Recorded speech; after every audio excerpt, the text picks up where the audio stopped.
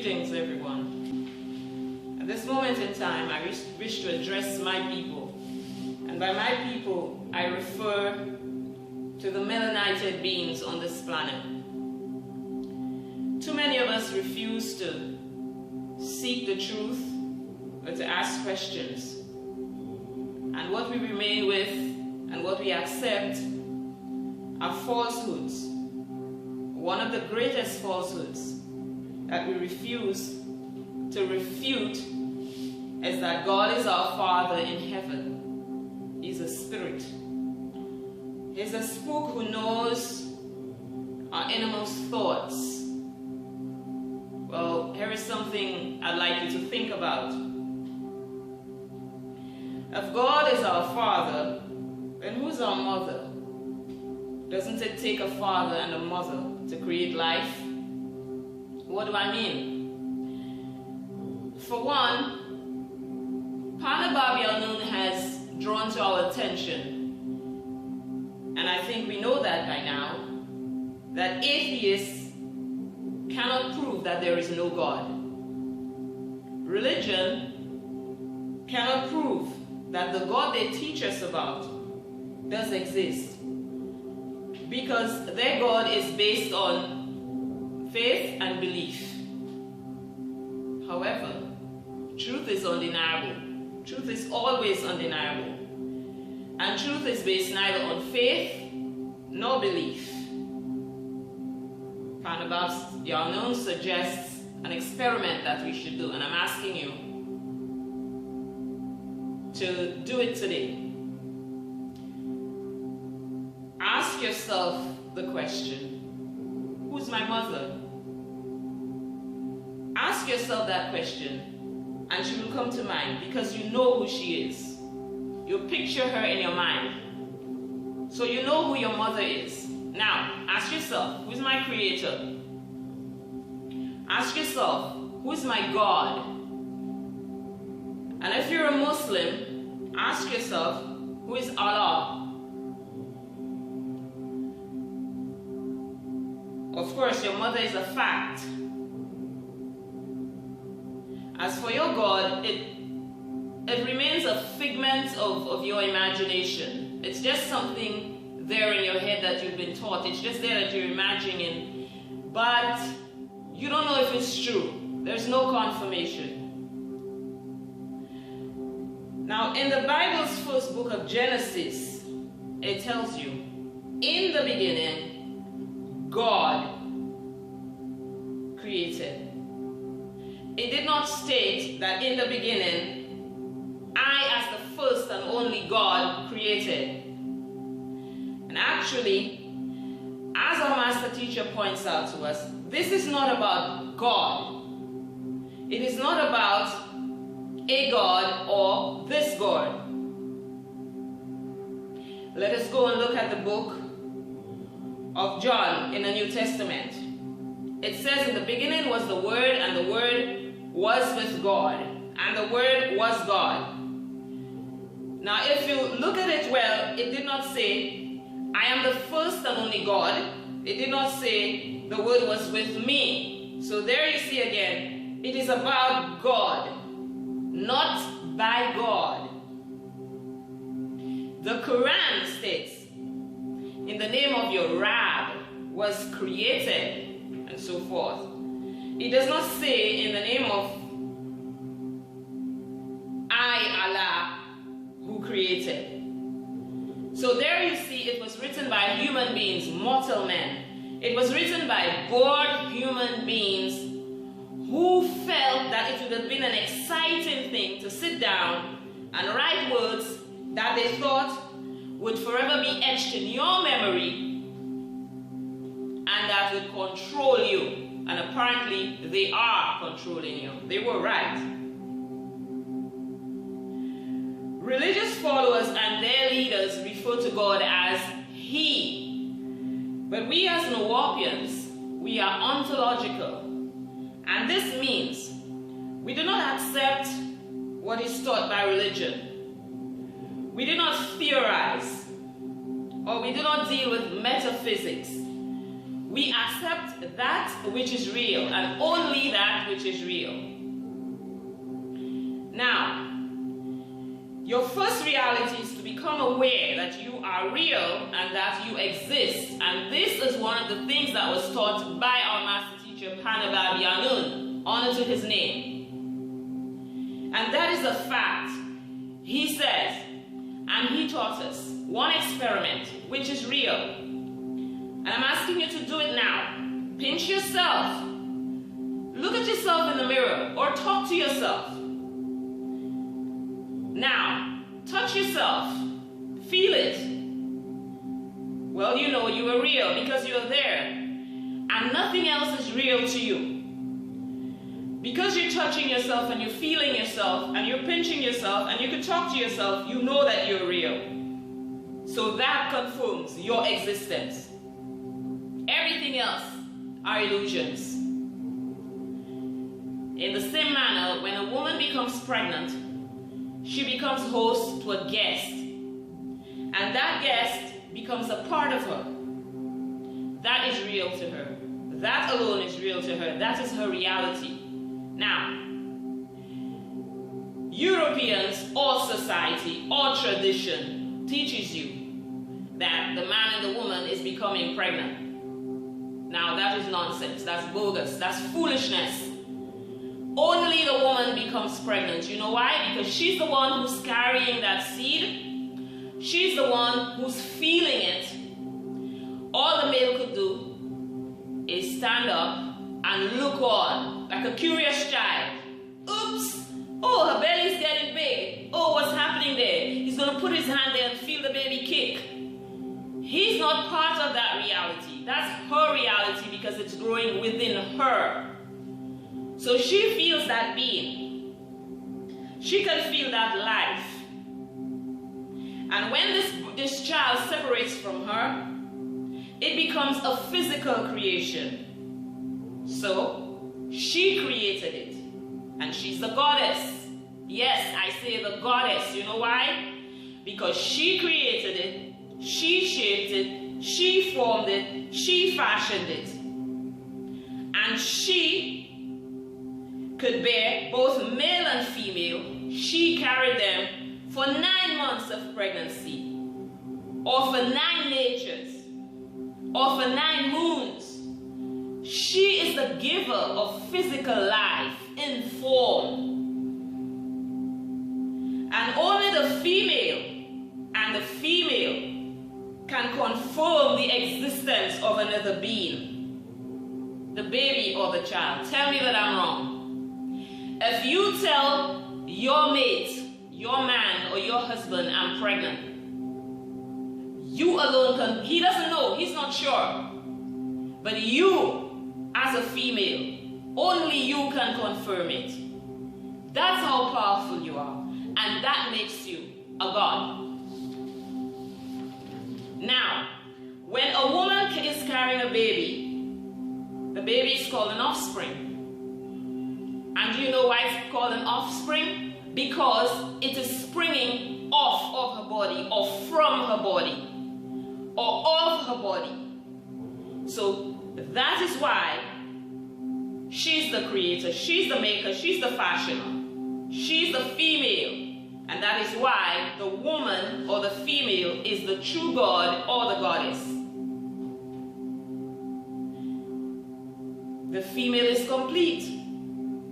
She uses every part of her body. Of course, the male has body parts just like her, but he doesn't use all of it. For example, her breasts. She uses her mammary glands to feed her baby. Can the male feed a baby? No. He cannot breastfeed a baby, not even if he tries. They could do whatever they want, they could never make him feed a baby. But the woman does use her mammary glands to feed her baby. The female is complete because she's the one who can hold the new beings inside of her. She gives birth to a complete female, which is XX chromosome, and an incomplete male, a being with the XY chromosome. And it is the woman, the XX, who grew a man, the XY, and knowing that the Y chromosome is a defected X chromosome is proof What do I mean? You say, what do you mean about all of this chromosome thing? I think some of you have taken biology classes. So let me explain. It means that the male is missing 1/4 of the 8 parts of the XX. XX has 8 stems. XX. And if you take off 1/4 of it, meaning 1 stem, take out 1 part of the X, you will be ending up with a Y. So he becomes unequal. He's now defective, an XY, and that makes him incomplete. The female chromosome, X, is 5 times bigger or larger than the male chromosome. And the male chromosome has 2.8% less genetic material. Well, ask your gynecologist, ask your biologist, ask your geneticist. Get the proof you need. Don't be afraid to ask questions. You need confirmation. So ask. And regardless of what religion teaches you, regardless of what they teach you, the fact is, man comes from woman. Male comes from female. Lad comes from lady.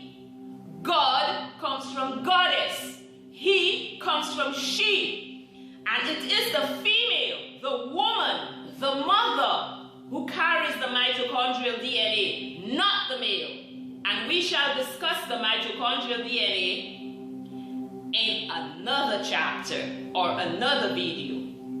Now, do you still accept the fact, having heard what I've said, having been told what you now know, having analyzed it in your mind, do you still think and still accept that God is male?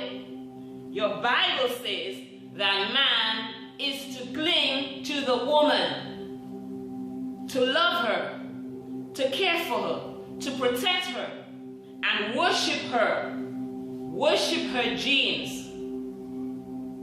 Are you with me? In Genesis 2:24, it clearly states, therefore shall a man leave his father and his mother, and shall cleave unto his wife, and they shall be one flesh. It says, join unto his woman and become one with her. This happens when a man and a woman exchange body fluids. They have sex. They become one, as in husband and wife. Man is to become one flesh with her, not the other way around. Do you know why? Because she is the goddess. Ask yourself again, is God male or is he female? Now, I have something to say to you. To you females who have the tendency to love your man more than yourself. When you love a man more than yourself, the God in you dies. I could almost imagine some faces now that I said that. And you must be saying, what does she mean? I mean, you lose your godliness. You lose your power. You lose your strength. You lose your sense of reasoning. You become sottish or foolish. You cannot think straight. You become his slave. When you women exchange body fluids with another female, the stronger gene dominates and the other dies. When you make sex the center of your relationships, when you desire sexual pleasure to the point where you become a nymphomaniac, where everything you think about is sex, sex, sex, you kill the God in you. When you use sex as a means of keeping a man, that's what you do. You kill the God in you. And when you men enslave your woman and you kill the God in her, she no longer sees herself as important, as valuable. It's all about you. Then, what you do? What do you men do? You become disinterested. After you've killed her, you move on to the next best thing, the next best slave. You men, because you have such big egos, your chest have to always be swollen up at all times, because you have to wield authority over your woman at all times, because you rule her hook, line, and sinker, because you overpower her, because you cow her down out of fear that you will lose her. You have killed her. When you force your woman to have sex, when you rape her, you kill the God in her, and she's no longer a living being. Once you have killed the God in her, she no longer cares about herself. And Nuwaupian tells you, she doesn't care how she thinks, she doesn't care how she looks, she doesn't care how she smells, she no longer cares to express herself. When she's dead, you no longer want her, and of course, who wants a dead woman? If I were a man, I wouldn't want a dead woman. However, the man is not so powerful if the woman does not allow him such power. Yes, I said the man is not so powerful if the woman does not allow him such power. For she alone can kill the God in her. How does she do that? Yes, by surrendering to the whims and fancies of men, by surrendering to religious affiliations, by surrendering to lifestyles which leave her in a situation where she cannot express herself, and she cannot express herself, who she is, what she feels, what she wants, without feeling guilty or without feeling ashamed. She's dead. And when she's dead, she is no longer the God of all life. But once a female expresses herself, and I am not speaking of when a female dominates a man, I am speaking of expressing. This is a difference. There is a difference between being domineering and being expressive. When she expresses herself, her powers, she will do great things for her people. And by her people, I'm not speaking about her immediate family alone. I'm speaking about her whole race. So, one powerful woman could save and keep her whole race alive. The woman created all of us, both herself and all females, all males.